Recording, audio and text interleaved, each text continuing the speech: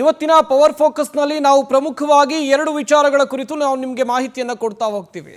ಮೊದಲನೇದಾಗಿ ಬಿಡದಿ ಟೌನ್ಶಿಪ್ ವಿಚಾರವಾಗಿ ನಡೀತಾ ಇರುವಂಥ ಜಟಾಪಟಿ, ಎರಡನೇದಾಗಿ ಗೃಹಲಕ್ಷ್ಮಿ ಯೋಜನೆಯಲ್ಲಿ ಆಗಿರುವಂಥ ಭಾರಿ ಗೋಲ್ಮಾಲ್. ಒಂದು ಕಡೆಯಲ್ಲಿ ಬಿಡದಿ ಟೌನ್ಶಿಪ್ ಯೋಜನೆಯಲ್ಲಿ ರಾಜ್ಯ ರಾಜಕೀಯದಲ್ಲಿ ಸವಾಲು ಪ್ರತಿ ಸವಾಲು ರಾಜಕೀಯ ಜೋರಾಗ್ತಾ ಇದೆ. ಮುಖ್ಯಮಂತ್ರಿ ಡಿ.ಕೆ. ಶಿವಕುಮಾರ್ ಮತ್ತು ಕೇಂದ್ರ ಸಚಿವರಾಗಿರುವ ಎಚ್.ಡಿ. ಕುಮಾರಸ್ವಾಮಿ ಅವರ ನಡುವೆ ಪತ್ರದ ವಾರ್ ಕೂಡ ಶುರುವಾಗಿದೆ. ಸವಾಲಿಗೆ ಸವಾಲು ಬಂದಿದೆ, ಪತ್ರ ಸಮರವೂ ಕೂಡ ಜೋರಾಗಿದೆ. ಇದೇ ನಮ್ಮ ಚರ್ಚಾ ವಿಷಯ.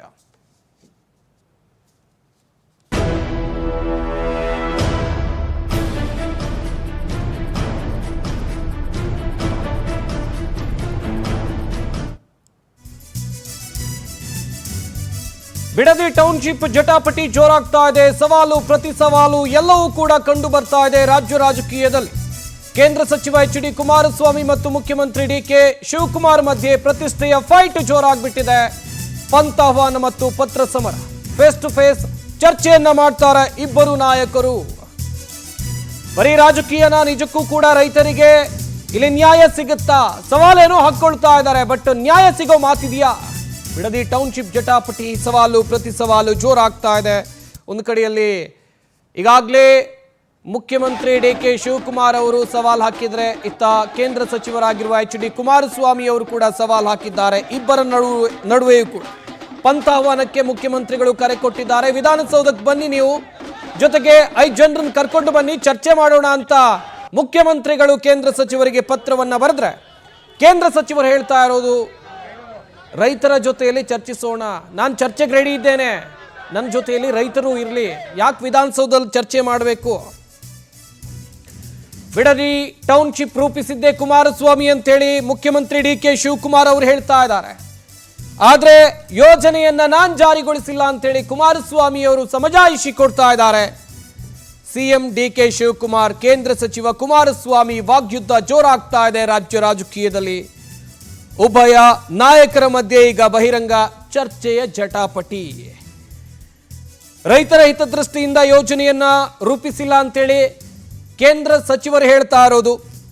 ಟೌನ್ಶಿಪ್ ಜಾರಿ ಮತ್ತು ರೈತರ ಹಿತ ಕಾಪಾಡುವ ವಿಚಾರಕ್ಕೆ ಇಬ್ಬರ ನಡುವೆ ಫೈಟ್ ಆಗ್ತಾ ಇದೆ. ಇಬ್ಬರಿಗೂ ಕೂಡ ಇದು ಪ್ರತಿಷ್ಠೆಯ ಪ್ರಶ್ನೆ.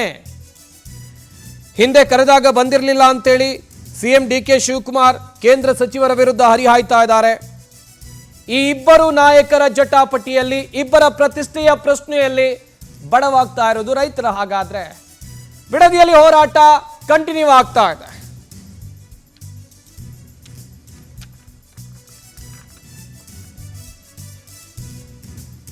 ಹಾಗೆಯೇ ಮುಖ್ಯಮಂತ್ರಿ ಡಿ.ಕೆ. ಶಿವಕುಮಾರ್ ಅವರು ಏನು ಹೇಳಿದ್ರು, ಇನ್ನುಳಿದಂತೆ ಕೇಂದ್ರ ಸಚಿವರಾಗಿರುವಂತ ಎಚ್.ಡಿ. ಕುಮಾರಸ್ವಾಮಿ ಅವರ ಅಭಿಪ್ರಾಯ ಏನು, ಬನ್ನಿ ನೋಡೋಣ. ನಾವು ರೆಡಿ ಮಾಡ್ಕೊಂಡು ಬಂದಿದ್ದೀವಿ. ನೋಡಪ್ಪ, ನಾನಂತೂ ಆರಾಮಾಗಿದ್ದೀನಿ. ನಿಮಗೆ ಭಾಳ ಸರ್ಕಾರ ನಡೆಸ್ತಾ ಇದ್ದೀರಿ, ಹಲವಾರು ರೀತಿಯಲ್ಲಿ ಇವೆಂಥವು ಟೇಪಿಗೆ ಇಟ್ಟಿಟ್ಟು ಮೆಜರ್ಮೆಂಟ್ ಇಟ್ಟು ಮಧ್ಯರಾತ್ರಿ 12 ಗಂಟೆ ರಾತ್ರಿ 1 ಗಂಟೆ ರಾತ್ರಿವರೆಗೂ ಕೆಲಸದಲ್ಲಿ ಬ್ಯುಸಿ ಇರ್ತೀರಪ್ಪ. ನೀವು ಅದೆಲ್ಲ ಬಿಟ್ಟು ಯಾವಾಗ ಸ್ವಲ್ಪ ಸಮಯ ಮಾಡ್ಕೊತೀರಿ, ನೀನೇ ಕೊಡಪ್ಪ, ನೀವೇ ಕೊಡಿ ಡೇಟ್ನ, ನಾನು ಬರ್ತೀನಿ ಅಂತ ಹೇಳಿದ್ದೀನಿ. ಈಗಲೂ ಅದೇ ಹೇಳೋದು, ನಾನು ಫ್ರೀ ಇದ್ದೀನಿ, ಯಾವಾಗ ಬೇಕಾದ್ರೂ ಬರ್ತೀನಿ ಅಂತ ಅವತ್ತು ಹೇಳಿದ್ದೀನಿ. ನಾನೇನು ಬರಲ್ಲ ಅಂತ ಹೇಳಿಲ್ಲ, ಯಾಕೆಂದರೆ ಬ್ಯುಸಿ ಅವರಷ್ಟು ಬ್ಯುಸಿ ನಾವಿಲ್ಲ. ಅದರಿಂದ ಅವರು ಆ ಬ್ಯುಸಿ ಶೆಡ್ಯೂಲ್ನಲ್ಲಿ ಸಮಯ ಫ್ರೀ ಮಾಡ್ಕೊಂಡು ಬಂದ್ರೆ ನಂದೇನು ಯಾವಾಗ ಬೇಕಾದ್ರೂ ತಯಾರಿದ್ದೀವಿ. ಇದೇನು ಸುಮ್ಮನೆ ನಾವು ರೆಡಿ ಮಾಡ್ಕೊಂಡು ಬಂದಿದ್ದೀವ? ಇದೆಲ್ಲ ರೈತರದೇ. ಅದರಿಂದ ಅಲ್ಲೇ ಬೈರ್ಮಂಗ್ ಜನಗಳ ಹತ್ರಕ್ಕೆ ಹೋಗೋಣ. ಅಲ್ಲಿ ಯಾರು ಹೆಣ್ಮಕ್ಳು ವಯಸ್ಸಾಗಿರೋರು 450 ದಿವಸ ಕೂತವರಲ್ಲ, ಅಲ್ಲೇ ಅವ್ರ ಮುಂದಾನೆ ಚರ್ಚೆ ಆಗಲಿ, ಹೋಗೋಣಂತೆ. ನೋಡಪ್ಪ,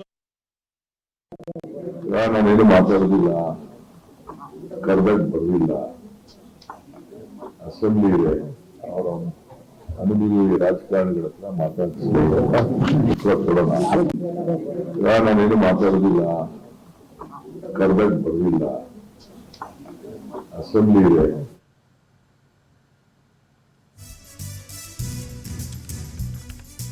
ಬಿಡದಿ ಟೌನ್ಶಿಪ್ ವಿಚಾರದಲ್ಲಿ DK. Versus HDK. Face to face. CM DK. ಬಹಿರಂಗ ಚರ್ಚೆಗೆ ಆಹ್ವಾನಿಸಿದ್ದಾರೆ ಕುಮಾರಸ್ವಾಮಿ ಅವರು. ಜೂನ್ 26ರಂದು ವಿಧಾನಸೌಧಕ್ಕೆ ಬನ್ನಿ ಅಂತೇಳಿ ಮುಖ್ಯಮಂತ್ರಿಗಳು ಕೇಂದ್ರ ಸಚಿವರಿಗೆ ಪತ್ರವನ್ನು ಬರೆದಿದ್ದಾರೆ. ಸಿಎಂ ಡಿಕೆಶಿ ಪತ್ರಕ್ಕೆ ಪ್ರತಿಯಾಗಿ ಕೇಂದ್ರ ಸಚಿವ ಕುಮಾರಸ್ವಾಮಿ ಅವರು ಕೂಡ ಪತ್ರವನ್ನ ಬರೆದಿರೋದು. ಜೂನ್ 26ಕ್ಕೆ ನಿಗದಿತ ಕಾರ್ಯಕ್ರಮ ಇದೆ.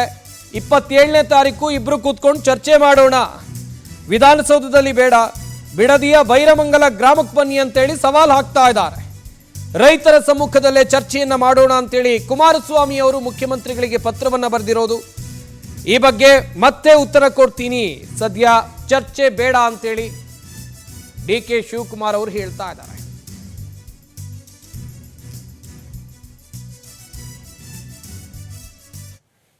ಈಗಾಗಲೇ 26ನೇ ತಾರೀಕು ಅವ್ರು ನಿಮ್ಮನ್ನು ಕರೆದ್ರು 27 ನಿಮಿಷ ಇಲ್ಲಿ ಯಾವುದೇ ರೀತಿಯ ಸವಾಲು ಪ್ರತಿ ಸವಾಲಿನ ಪ್ರಶ್ನೆ ಅಲ್ಲ, ಫಲಿತಾಂಶದ ಪ್ರಶ್ನೆನೂ ಅಲ್ಲ. ಈಗಾಗಲೇ ಈಗಿನ ಸರ್ಕಾರದಲ್ಲಿ ರೈತರ ಒಂದು ಅಭಿಪ್ರಾಯಗಳೇ ವಿರುದ್ಧವಾದಂತ ರೀತಿಯಲ್ಲಿ ಏನೋ ಒಂದು ರೈತರ ಭೂಮಿಯನ್ನ ಭೂಸ್ವಾಧೀನ ಮಾಡಿ ಕೈಗಾರಿಕೆಗಳಿಗೋ ಯಾವುದಕ್ಕೂ ಮತ್ತೆ ಏನ ಪ್ರತಿಷ್ಠಾಪನೆ ಮಾಡ್ಲಿಕ್ಕೋ ನಾವು ಮಾಡಬೇಕು ಅಂತ ಏನು ಹೊರಟಿದ್ದಾರೆ. ರೈತರು ಅಲ್ಲಿ 450 ದಿನಗಳಿಂದ ವಿರೋಧ ವ್ಯಕ್ತಪಡಿಸಿ ಪ್ರತಿಭಟನೆ ಮಾಡ್ತಾ ಇದ್ದಾರೆ. ಸರ್ಕಾರ ಹೇಳುತ್ತೆ 80% ಜನ ಒಪ್ಪಿದ್ದಾರೆ ಅಂತೇಳಿ, ರೈತರು ಹೇಳ್ತಾರೆ 70-80% ನಾವು ಒಪ್ಪಿಲ್ಲ ಅಂತಾರೆ. ಹಲವಾರು ರೀತಿಯ ಗೊಂದಲಗಳಿಂದ ಸೃಷ್ಟಿ ಇದೆ. ಈ ಹಿನ್ನೆಲೆಯಲ್ಲಿ ಒಂದ್ ಕಡೆ ಮುಖ್ಯಮಂತ್ರಿಗಳು ನನ್ನ ವಿರುದ್ಧವೇ ನಾನೇ ಇದಕ್ಕೆ ತೀರ್ಮಾನಗಳು ಮಾಡಿದ್ದು ಅಂತ ಏನ್ ಹೇಳ್ತಾರೆ. ಇವೆಲ್ಲ ನಿನ್ನೆ ದಿನ 26ನೇ ತಾರೀಕು ಅವ್ರು ನಿಮ್ಮನ್ನು ಕರೆದ್ರು 27 ನಿಮಿಷ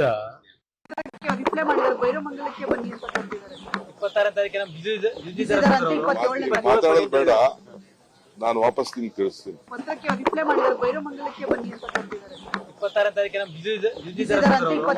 ಮಾತಾಡೋದು ಬೇಡ, ನಾನು ವಾಪಸ್ ನಿಮ್ಗೆ ತಿಳಿಸ್ತೀನಿ.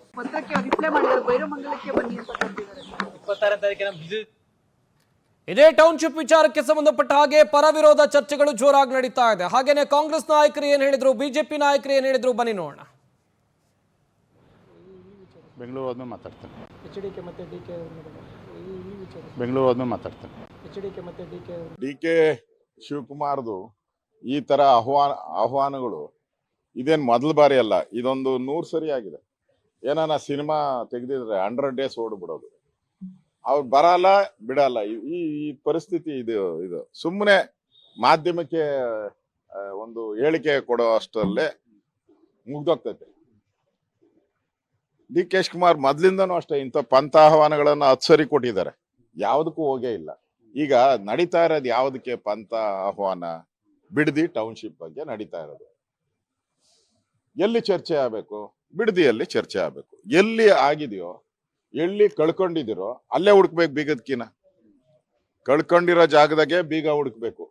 ನೀವು ಇನ್ನೇನು ಅವ್ರ ಮನೆಗೆ, ಈಗ ಡಿ ಕೆ ಶಿವಕುಮಾರ್ ಮನೆಗೆ ಅಥವಾ ಕುಮಾರಸ್ವಾಮಿ ಮನೆಗೆ ಅಲ್ಲೆಲ್ಲ ಆಗಲ್ಲ. ಅದು ನೀವು ಎಲ್ಲಿ ಪ್ರಾಬ್ಲಮ್ ಇದೆಯೋ ಆ ಪ್ರಾಬ್ಲಮ್ ಇರೋ ಜಾಗದಲ್ಲೇ ಕೂತ್ಕೊಂಡು ಸಂವಾದ ಆದ್ರೆ, ಅದು ಎಲ್ಲಾ ಚಾನಲ್ಗಳು, ಯಾವುದೋ ಒಂದು ಚಾನಲ್ 2 ಚಾನಲ್ ಅಲ್ಲ, ಎಲ್ಲಾ ಚಾನಲ್ಲು ಎಲ್ಲಾ ಪತ್ರಿಕೆಯವ್ರನ್ನ ಕೂತ್ಕೊಂಡು ಅಲ್ಲಿ ರೈತರು ಬರ್ತಾರೆ, ಅಲ್ಲಿ ಜೊತೆ ಚರ್ಚೆ ಆದ್ರೆ ಅದು ನಿಜವಾದಂತ ಚರ್ಚೆ, ರಾಜ್ಯದ ಜನ ಮೆಚ್ಚುವಂತ ಚರ್ಚೆ. ಇಲ್ಲ ಅಂತ ಹೇಳಿದ್ರೆ ನೀನ್ ಬಾ ನಾನ್ ಬರಲ್ಲ, ನೀನ್ ಬಾ ನಾನ್ ಬರಲ್ಲ, ಇದೇ ಆಗೋಯ್ತು. ಅದರಿಂದ ಆಫೀಸ್ಗೆ ಬಾ ಅಂತಾರೆ. ಕುಮಾರಸ್ವಾಮಿ ಯಾಕೆ ಹೋಗ್ತಾರೆ ಆಫೀಸ್ಗೆ? ಅವರ ಒಟ್ಟಿನಲ್ಲಿ ಅಭಿಪ್ರಾಯಗಳು ವ್ಯಕ್ತವಾಗ್ತಾ ಇದೆ. ರಾಜ್ಯದ ಜನ ಒಪ್ಪುವಂತ ಚರ್ಚೆ ಆಗಬೇಕು ಅಂತೇಳಿ ವಿರೋಧ ಪಕ್ಷದ ನಾಯಕರಾಗಿರುವಂತ ಆರ್ ಅಶೋಕ್ ಅವರು ಹೇಳಿದ್ರು. ಒಟ್ಟಿನಲ್ಲಿ ಪತ್ರ ಸಮರ ಜೋರಾಗಿದೆ, ಪಂಥಾಹ್ವಾನ ಕೊಡ್ತಾ ಇದ್ದಾರೆ. ಆದ್ರೆ ಇಲ್ಲಿ ಸಮಸ್ಯೆ ಆಗ್ತಾ ಇರೋದು ಅನ್ನದಾತರಿಗೆ, ರಾಜ್ಯದ ರೈತರಿಗೆ. ಇದೇ ವಿಚಾರದ ಕುರಿತು ಚರ್ಚೆಯನ್ನ ಮಾಡ್ತಾ ಹೋಗೋಣ. ನಮ್ಮ ಸ್ಟುಡಿಯೋದಲ್ಲಿ ಅತಿಥಿಗಳು ಜಾಯ್ನ್ ಆಗಿದ್ದಾರೆ. ಮೊದಲನೇದಾಗಿ ಹಿರಿಯ ಪತ್ರಕರ್ತರಾಗಿರುವಂತ ಬಸವರಾಜ್ ಇಟ್ನಾಳ್ ಅವರು ನಮ್ಮ ಈ ಕಾರ್ಯಕ್ರಮದಲ್ಲಿದ್ದಾರೆ. ಸರ್ ನಮಸ್ಕಾರ, ಕಾರ್ಯಕ್ರಮಕ್ಕೆ ಸ್ವಾಗತ. ಸರ್, ಪಂಥಾಹ್ವಾನ ಜೋರಾಗ್ತಾ ಇದೆ, ಪತ್ರಕ್ಕೆ ಮತ್ತೊಂದು ಪತ್ರದ ಸವಾಲು. ಈಗ ಒಂದು ವೇಳೆ ಇಬ್ಬರು ನಾಯಕರು ಕೂತ್ಕೊಂಡು ಚರ್ಚೆಯನ್ನ ಮಾಡಿದ್ದೇ ಆದಲ್ಲಿ ಡಿ ಕೆ ಶಿವಕುಮಾರ್ ಅವರ ಮಾತನ್ನ ಕೇಂದ್ರ ಸಚಿವರಾಗಿರುವ ಎಚ್ ಡಿ ಕುಮಾರಸ್ವಾಮಿ ಅವರು ಒಪ್ತಾರಾ? ಎಚ್ ಡಿ ಕುಮಾರಸ್ವಾಮಿ ಅವರ ಮಾತನ್ನ ಡಿ ಕೆ ಶಿವಕುಮಾರ್ ಅವರು ಒಪ್ಪಬಹುದಾ ಸರ್? ಇಲ್ಲಿ ಡಿ ಕೆ ಶಿವಕುಮಾರ್ ಆಗಲಿ ಎಚ್ ಡಿ ಕುಮಾರಸ್ವಾಮಿ ಆಗಲಿ ಮುಖ್ಯ ಅಲ್ಲ. ಹೌದು, ಮುಖ್ಯವಾಗಿರೋದು 2 ವಿಚಾರ. ಒಂದು, ಆ ಒಂದು ಆರ್ಟಿಫಿಷಿಯಲ್ ಇಂಟೆಲಿಜೆನ್ಸ್ ಹಬ್ ಏನಂತ ಬಿಡದಿ ಟೌನ್ಶಿಪ್ಗೆ ಕರಿತಿದ್ದಾರೆ, ಆ ಟೌನ್ಶಿಪ್ ಅದರ ಸಾಧ್ಯಾಸಾಧ್ಯತೆಗಳು ಮತ್ತು ಅದರ ಗುಣ ಅವಗುಣಗಳು ಏನು ಅಂತ. ಎರಡನೇದು ರೈತರ ಹಿತಾಸಕ್ತಿಗಳು ಏನು ಅಂತ ಇಷ್ಟ ಚರ್ಚೆ ಆಗಬೇಕಾಗಿರೋದು. ಅದರಲ್ಲಿ ಡಿ ಕೆ ಶಿವಕುಮಾರ್ ಮುಖ್ಯ ಅಲ್ಲ, ಎಸ್ ಡಿ ಕುಮಾರಸ್ವಾಮಿನೂ ಮುಖ್ಯ. ಖಂಡಿತ ಸರ್. ಈಗ ಡಿ ಕೆ ಶಿವಕುಮಾರ್ ಅವರು ಕರ್ನಾಟಕದ ಮುಖ್ಯಮಂತ್ರಿ, ಎಸ್ ಡಿ ಕುಮಾರಸ್ವಾಮಿ ಕೇಂದ್ರದ ಕೈಗಾರಿಕಾ ಮಂತ್ರಿ. ನೆನಪಿಡಿ, ಕೈಗಾರಿಕಾ ಮಂತ್ರಿ. ಈ ದೇಶದ ಕೈಗಾರಿಕಾ ಮಂತ್ರಿ ಒಬ್ಬ ಮುಖ್ಯಮಂತ್ರಿ ಜೊತೆಯಲ್ಲಿ ಕಚೇರಿಯಲ್ಲಿ ಮಾತಾಡಿದ್ರೆ ಏನು ತಪ್ಪಾಗುತ್ತೆ? ಕುಮಾರಸ್ವಾಮಿ ಅವರು ರೈತ ನಾಯಕರಾಗಿ ಅಲ್ಲಿ ಪ್ರತಿಭಟನೆ ಮಾಡ್ತಿದ್ದಾರಾ, ರೈತ ಮುಖಂಡರಾಗಿ ಅಲ್ಲಿ ಹೋರಾಟ ಮಾಡ್ತಿದ್ದಾರಾ, ಅಥವಾ ಕುಮಾರಸ್ವಾಮಿ ಅವರು ಕೇಂದ್ರ ಮಂತ್ರಿಯಾಗಿ ಕೈಗಾರಿಕಾ ಜವಾಬ್ದಾರಿ ಹೊತ್ತಂತ ಮಂತ್ರಿಯಾಗಿ ಚರ್ಚೆ ಮಾಡೋದಕ್ಕೆ ಮುಖ್ಯಮಂತ್ರಿಗಳ ಕಚೇರಿಗೆ ಬಂದ್ರೆ ತಪ್ಪೇನು? ಹಾಗೆಯೇ ಈಗ ಈ ಬಿಡದಿ ಪ್ರಾಜೆಕ್ಟ್ ಅನ್ನೋದಿದೆಯಲ್ಲ, ಬಿಡದಿ ಪ್ರಾಜೆಕ್ಟ್ ಇವತ್ತಿನ ಸಮಾಚಾರ ಅಲ್ಲ ಇದು. ಮೊದಲು ನಾವು ಇದನ್ನು ಕೇಳಿ ಇದ್ರ ಬಗ್ಗೆ ನಾವು ಸುದ್ದಿ ಕೇಳಿದ್ದೇನೆ, ಅಲ್ಲಿ ಇಂಟರ್ನ್ಯಾಷನಲ್ ಏರ್ಪೋರ್ಟ್ ಅಲ್ಲಿ ಆಗುತ್ತೆ ಅಂತ. ದೇವನಹಳ್ಳಿಗೆ ಏನು ಇಂಟರ್ನ್ಯಾಷನಲ್ ಏರ್ಪೋರ್ಟ್ ಇದೆಯಲ್ಲ, ಅದು ಮುಂಚೆ ಅಲ್ಲಿ ಬಿಡದಿ ಹತ್ರ ಆಗೋದಿತ್ತು. ಅದಕ್ಕೆ ಆ ಯೋಜನೆಗೆ ದೇವೇಗೌಡರು ವಿರೋಧ ಮಾಡಿ ಅನೇಕ ಅಲ್ಲಿ ರೆಸಿಸ್ಟೆನ್ಸ್ ಬಂದು ನೋಟಿಫೈ ಆಗಿರಲಿಲ್ಲ, ನೆನಪಿರಲಿ, ನೋಟಿಫೈ ಆಗಿರಲಿಲ್ಲ. ಅಂಥ ಜಾಗವನ್ನು ಬಿಟ್ಟು ಯಾಕೆ ಬಿಡದಿನ ಯಾಕೆ ಐಡೆಂಟಿಫೈ ಮಾಡಿದ್ರು? ಮೈಸೂರು ಬೆಂಗಳೂರು ಎರಡೂ ನಗರಗಳಿಗೆ ಅನುಕೂಲ ಆಗ್ತದೆ ಅಂತ. ಅಲ್ಲಿ ಏರ್ಪೋರ್ಟ್, ಇಂಟರ್ನ್ಯಾಷನಲ್ ಏರ್ಪೋರ್ಟ್ ಬಂದುಬಿಟ್ರೆ ಒಂದು ಸಾಂಸ್ಕೃತಿಕ ಕೇಂದ್ರ ಆದಂಥ ಮೈಸೂರು, ಆಮೇಲೆ ಕರ್ನಾಟಕದ ಟೆಕ್ನಿಕಲ್ ಹಬ್ ಮತ್ತು ದೇಶದ ಒಂದು ಐ ಟಿ ಹಬ್ ಅಂತ ಅಂತೀವಿ ಬೆಂಗಳೂರು, ಎರಡೂ ನಗರಕ್ಕೆ ಅನುಕೂಲ ಆಗ್ಬೋದು ಅಂತ ಅದೊಂದು ವಿಚಾರ ಇತ್ತು. ಕೊನೆಗೆ ಅದು ದೇವನಹಳ್ಳಿಗೆ ಹೋಯಿತು. ಸರಿ, ಅದಾದ ಮೇಲೆ ಆ ಬಿಡದಿ ಪ್ರದೇಶದ ಒಂದು ಕೈಗಾರಿಕಾ ಒಂದು ಸಾಧ್ಯತೆಗಳನ್ನ, ಅದರ ಒಂದು ಭವಿಷ್ಯವನ್ನು ನೋಡಿ ಕುಮಾರಸ್ವಾಮಿ ಅವರೇ ಅಲ್ಲಿ ಬಿಡದಿ ಟೌನ್ಶಿಪ್ ಮಾಡೋದಕ್ಕೆ, DLF ಟೌನ್ಶಿಪ್ ಮಾಡೋಕ್ಕೆ ಹೊರಟಿದ್ರು. 500 ಕೋಟಿ ರೂಪಾಯಿಯನ್ನ DLF ಕಡೆಯಿಂದ ತಗೊಂಡಿದ್ರು. ನಿಜ. ಅದನ್ನ ವಾಪಸ್ ಕೂಡ ಮಾಡಬೇಕಾಯ್ತು. ವಾಪಸ್ ಮಾಡಿ ಆದ ಮೇಲೆ ಈಗ ನಾನು ವಾಪಸ್ ಮಾಡದೆ, ನಾನು ಅದನ್ನ ಮಾಡಿಲ್ಲ ಅಂತ ಹೇಳೋದು ಬೇರೆ. ಆದರೆ ನಿಮ್ಮ ತಲೆಯಲ್ಲಿ ಇತ್ತಲ್ಲ ಅಲ್ಲಿ ಟೌನ್ಶಿಪ್ ಒಂದು ಸಾಧ್ಯತೆ ಇದೆ ಅಂತ, ಆ ಕನಸಂತೂ ಇತ್ತ, ಅಲ್ಲಿ ಒಂದು ಟೌನ್ಶಿಪ್ ಆಗ್ಬೋದು ಅಂತ, ಆ ಒಂದು ಸಾಧ್ಯತೆ ಬಗ್ಗೆ ನಿಮಗೆ ನಂಬಿಕೆ ಆಗಿತ್ತಾ? ಇಲ್ದವ್ರು ಎಂದದವರು ₹2 ಅಲ್ಲ 500 ಕೋಟಿ ರೂಪಾಯಿ ತಗೊಂಡಿದ್ರಿ ಅಂತ. ಆ ಥರದ ಪ್ರಾಜೆಕ್ಟನ್ನು ಈಗ ಮತ್ತೆ ಡಿ ಕೆ ಶಿವಕುಮಾರ್ ಅವರು ಗ್ರೇಟರ್ ಬ್ಯಾಂಗ್ಳೂರ್ ಟೌನ್ಶಿಪ್ ಅಂತಾರೋ, ಅದಕ್ಕೆ AI ಹಬ್ ಅಂತಾರೋ, ಏನೋ ಒಂದು ಹೇಳ್ಕೊಂಡು ಮಾಡಕ್ಕೆ ಕೊಟ್ಟಿದ್ದಾರೆ. ಈಗಾಗಲೇ ನೋಟಿಫೈ ಆಗಿದೆ. ನೋಟಿಫಿಕೇಶನ್ ಆದ ಮೇಲೆ ಒಂದು ಕಾನೂನಿದೆ, 70% ಭೂ ಮಾಲೀಕರು ಅದಕ್ಕೆ ಸಮ್ಮತಿ ಸೂಚಿಸಿದರೆ ಮುಂದುವರಿಬೋದು ಅಂತ. ಈಗಾಗಲೇ ನಾನು ಕೇಳ್ಪಟ್ಟಂಗೆ BMRD ಅನೇಕ ಅಧಿಕಾರಿಗಳ ಜೊತೆ ಮಾತಾಡಿದಂಗೆ more than 70% have already accepted. ಇನ್ನು ಉಳಿಕೆ ಜನ ಏನು ಅಲ್ಲಿ ತಕರಾರುಗಳಿದಾವೆ, ಅವ್ರ ಹಿತಾಸಕ್ತಿ, ಅವ್ರ ಫಲವತ್ತಾದ ಭೂಮಿ ಬಗ್ಗೆ ಏನು ಅವ್ರಿಗೆ ಚಿಂತೆ ಇದಾವೆ, ಅದನ್ನ ಕೂತು ಮಾತಾಡ್ಬೇಕಲ್ಲ. ಸರ್ ಇಲ್ಲಿ ಒಂದು ವಿಚಾರ ಬರುತ್ತೆ, ಹಾಗಾದ್ರೆ ಅಲ್ಲಿರುವಂತಹ ಫಲವತ್ತಾದ ಭೂಮಿಗಳು ಸುಳ್ಳ? ನಾವು ನೋಡ್ತಾ ಇದೀವಿ ರೈತರು ಪ್ರತಿಭಟನೆ ಮಾಡಿ. ಸುಳ್ಳು ಅಂತ ಹೇಳ್ತಾ ಇಲ್ಲ, ಫಲವತ್ತಾದ ನೆಲನೇ ಅದು. ಮತ್ತೆ ಆ ಫಲವತ್ತಾದ ನೆಲದಲ್ಲೇನೆ ನೀವು ಏರ್ಪೋರ್ಟ್ ಮಾಡಕ್ ಕೊಟ್ಟಿದ್ರಿ, ಆ ಫಲವತ್ತಾದ ನೆಲದಲ್ಲೇ ನೀವು ಟೌನ್ಶಿಪ್ ಮಾಡಕ್ ಕೊಟ್ಟಿದ್ರಿ. ಇವತ್ತು ಫಲವತ್ತಾಯ್ತಾ? ಅದು ಫಲವತ್ತ ಹಿಂದಿನಿಂದ ಇದೆ, ಅದು ಇವತ್ತಾಗಿಲ್ಲ ಫಲವತ್ತಾದ ನೆಲ. ಅದು ಹಿಂದಿನಿಂದಲೂ ಕೂಡ ಇದೆ, ಬಟ್ ಈಗ ಕಣ್ಣು ಬಿದ್ದಿದೆ. ಈಗ ಕಣ್ಣು ಬಿದ್ದಿದೆ. ಆಮೇಲೆ ಒಂದು ಕುಮಾರಸ್ವಾಮಿ ಅವರು ಕೇಂದ್ರ ಕೈಗಾರಿಕಾ ಅವ್ರಿಗೆ ಗೊತ್ತಿರಬೇಕು ಕೂಡ, ಏನು ಒಂದು ದೇಶದ ಪ್ರಗತಿಯನ್ನ ಹೊಳೆಯೋದು ಅಲ್ಲಿನ ಕೈಗಾರಿಕಾ ಮಟ್ಟವನ್ನ ಅಳತೆ ಮಾಡಿ ಕೃಷಿ ಮೇಲೆ ಎಷ್ಟು ಕಡಿಮೆ ಅವಲಂಬತೆ ಆಗ್ತದೆ ಒಂದು ಎಕಾನಮಿ, ಅಷ್ಟು ಮುಂದುವರೆದಂಗೆ ಆಗುತ್ತೆ ದೇಶ. ಎಸ್ ಮಾಹಿತಿಯನ್ನು ಪಡ್ಕೊಳ್ತೀನಿ. ಹಾಗೇನೆ ನಮ್ಮ ಈ ಕಾರ್ಯಕ್ರಮದಲ್ಲಿ ಬಿಜೆಪಿ ವಕ್ತಾರರಾಗಿರುವಂತಹ ಕಾಂತಿ ಶೆಟ್ಟಿ ಅವರು ಜಾಯ್ನ್ ಆಗಿದ್ದಾರೆ. ಮೇಡಮ್ ನಮಸ್ಕಾರ, ಕಾರ್ಯಕ್ರಮಕ್ಕೆ ಸ್ವಾಗತ. ಒಂದ್ ಕಡೆಯಲ್ಲಿ JDSನವರು ದೊಡ್ಡ ಮಟ್ಟದಲ್ಲಿ ಹೋರಾಟ ಮಾಡ್ತಾ ಇದ್ದಾರೆ, ಇತ್ತ ಹಿಡಿದ ಹಠವನ್ನ ಬಿಡುವಂತೆ ಮುಖ್ಯಮಂತ್ರಿ ಡಿ ಕೆ ಶಿವಕುಮಾರ್ ಅವರು ಆ ಹಠ ಬಿಡುವಂತೆ ಕಾಣ್ತಾ ಇಲ್ಲ. ನಿಮ್ಮ ಪಾರ್ಟಿಯವರು ಏನ್ ಮಾಡ್ತಾ ಇದ್ದಾರೆ ಮೇಡಮ್? ಮೊನ್ನೆ ಹೋದ್ರು, ರೈತರ ಮನವಿಯನ್ನ ಆಲಿಸಿದ್ರು, ಇಷ್ಟಕ್ಕೆ ನಿಮ್ಮ ಹೋರಾಟ ನಿಲ್ತಾ ಹೇಗೆ? ಖಂಡಿತ ರೈತರ ಪರ ಭಾರತೀಯ ಜನತಾ ಪಾರ್ಟಿ ಯಾವತ್ತೂ ಇದ್ದೇ ಇರುತ್ತೆ. ಈ ಮಾನ್ಯ ಡಿ ಕೆ ಶಿವಕುಮಾರ್ ಅವರು ಈ ಥರ ಅನೇಕ ಪಂಥಾಹ್ವಾನಗಳನ್ನು ಇದುವರೆಗೆ ಮಾಡಿದ್ದಾರೆ. ಖಂಡಿತ ಯಾವುದಾದ್ರೂ ಒಂದು ಪಂಥಾಹ್ವಾನ ಅವರು ಕೂತ್ಕೊಂಡು ಮಾಡಿದಾರ, ಹೇಳಿದಾರಷ್ಟೇ. ಯಾವುದಾದ್ರೂ ಆಗಿತ್ತಾ?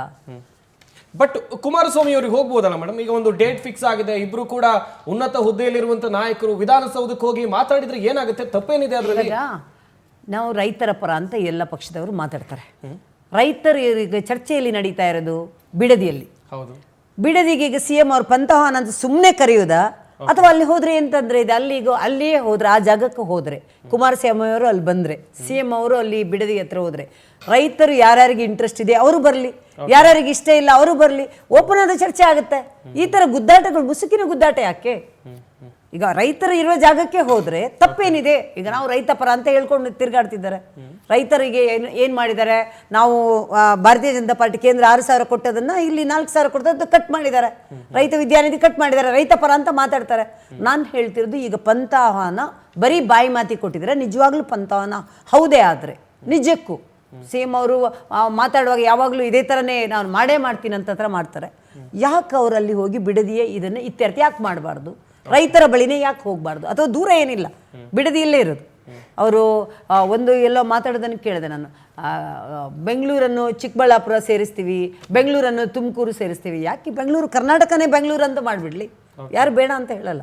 ನಾವು ಹೇಳ್ತಿರೋದು ಅವ್ರು ಏನ್ ಮಾಡ್ತಾರೆ, ಇಡೀ ಕರ್ನಾಟಕ ಬೆಂಗಳೂರು ಆಗ್ಬೇಕು ಅಂತ ಅಲ್ಲಲ್ಲ, ಅವ್ರು ಅದೇ ತಾನೇ ಹೇಳ್ತಾ ಇರೋದು. ನಾವೆಲ್ಲರಿಗೂ ಆಶೆ ಆಮಿಷ ಹೆಂಗೆ ಯಾವ ತರ ಮಾಡ್ತಾ ಇದಾರೆ ಎಲ್ಲವನ್ನು ನೋಡ್ತಾರೆ. ಈಗ ಏನಾಗಿದೆ, ಅವ್ರ ಹತ್ರ ಎಲ್ಲ ಬಲನೂ ಇದೆ, ನಾವು ಅದರ ಬಗ್ಗೆ ಮಾತಾಡ್ತಿಲ್ಲ. ಆದರೆ ರೈತರಲ್ಲಿ ನಾನು ಒಂದು ಲಿಸ್ಟೇ ಬೇಕಾದ್ರೆ ಕೊಡ್ತೀನಿ, ಸಮಯ ಕೊಟ್ಟರೆ. ಎಷ್ಟು ಲಕ್ಷ ಹಾಲು ಅಲ್ಲಿಂದ ಬರುತ್ತೆ, ಎಷ್ಟು ಲಕ್ಷ ಜನರಿಗೆ ರೇಷ್ಮೆ ಇದ್ರವ್ರು ಎಷ್ಟು ಒಂದು ಅಳತೆಯಲ್ಲಿ ಅಲ್ಲಿ ಬೆಳೀತಾ ಇದ್ದಾರೆ, ಎಷ್ಟು ಜನ ರೈತರು ನಿಜವಾದ ರೈತರಲ್ಲಿ ಎಷ್ಟು ಬೆಂಗಳೂರಿಗೆ ಅಲ್ಲಿಂದ ಎಷ್ಟು ತರಕಾರಿಗಳು ಬರುತ್ತೆ, ಎಲ್ಲವೂ ನಾವು ಪ್ರತಿಯೊಂದನ್ನು ಒಂದು ಕೃಷಿ ಇಲಾಖೆ ಕೊಟ್ಟಂತ ಒಂದು ಲಿಸ್ಟೇ ಇದೆ. ಎಷ್ಟು ಸಾವಿರ ಜನ. ಹಾಗಾದ್ರೆ ಅಲ್ಲಿ ಜನ ಯಾಕೆ ಮೇಡಮ್ ಪರಿಹಾರವನ್ನು ಸ್ವೀಕರಿಸ್ತಾ ಇದ್ದಾರೆ? 80% ಭೂಮಿ ಏನು ಕೃಷಿ ಮಾಡೋಕೆ ಯೋಗ್ಯ ಇಲ್ಲ ಅಂತೇಳಿ ಸರ್ಕಾರದ ಕಡೆಯಿಂದ ಮಾಹಿತಿ ಬಂದಾಗ ಇದು ಸುಳ್ಳಾಗುತ್ತಾ? ಹಾಗಾದ್ರೆ ಅಲ್ಲಿ ರೈತರು ಫಸಲು ಮಾಡ್ತಾ ಇರೋದು ಸುಳ್ಳ? ಅಲ್ಲಿ ರೈತರು ರೈತವ್ಯಾಪಿ ಅಲ್ಲಿ ಹೈನುಗಾರಿಕೆ ಮಾಡ್ತಾ ಇರೋದು ಸುಳ್ಳ? ರೇಷ್ಮೆ ಇದು ಕೆಲಸ ಮಾಡಿದ್ರು ಸುಳ್ಳ? ಇಷ್ಟು ಲಕ್ಷಾಂತರ ಲೀಟರ್ ಹಾಲು ಅಲ್ಲಿಂದ ಬರ್ತಾ ಇರೋದು ಸುಳ್ಳ? ಹೈನುಗಾರಿಕೆ ಆಗ್ತಾ ಇದೆ ಅಂತೀರಾ? ಹೈನುಗಾರಿಕೆ ಅಲ್ಲ, ಎಲ್ಲವೂ ನನ್ನ ಹತ್ರ ಲಿಸ್ಟೇ ಇದೆ, ಬೇಕಾದ್ರೆ ಕೊಡ್ತೀನಿ. ನಾನು ಹೇಳ್ತಿರೋದು ಅಲ್ಲಿ ನಿಜಕ್ಕೂ ಇವರು ರೈತ ಪರ ಸರ್ಕಾರ ಹೌದಾದ್ರೆ ಅಲ್ಲಿಯೇ ಹೋಗಿ ರೈತರ ಎದುರುಗಡೆನೆ ವಿರೋಧ ಪರ ಯಾರಿಗೆ ಇಂಟ್ರೆಸ್ಟ್ ಇದೆ ಜಾಗ ಕೊಡಕ್ಕೆ ಎಲ್ಲವನ್ನು ಅಲ್ಲಿ ಹೋಗಿ ಚರ್ಚೆ ಮಾಡಿ. ಮಾಡ್ತಾ ಇದ್ದೀರಾ?